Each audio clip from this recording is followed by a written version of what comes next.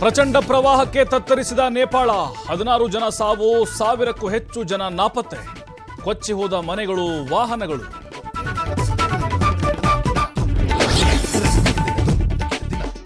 ನಾಳೆ ಸಿಎಂ ಡಿಕೆಶಿ ದೆಹಲಿಗೆ ಪ್ರಯಾಣ. ಸಂಪುಟ ಸರ್ಜರಿ ಕುರಿತು ಮಾತುಕತೆ ಸಾಧ್ಯತೆ. ಒಂದಿಬ್ಬರನ್ನ ಕೈಬಿಡುವ ಬಗ್ಗೆ ಸಮಾಲೋಚನೆ.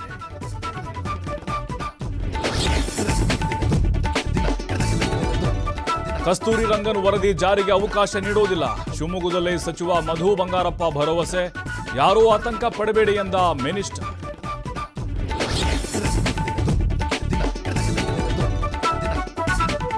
ಚಿಕ್ಕಮಗಳೂರು ಜಿಲ್ಲಾಧಿಕಾರಿಗೂ H1N1 ಸೋಂಕು. ಕಚೇರಿಯ 30ಕ್ಕೂ ಹೆಚ್ಚು ಸಿಬ್ಬಂದಿಗೂ ತಗುಲಿದ ವೈರಸ್. ಆಸ್ಪತ್ರೆಗಳಲ್ಲಿ ಚಿಕಿತ್ಸೆ ಸಿಗದೆ ಕೆಲವರ ಪರದಾಟ.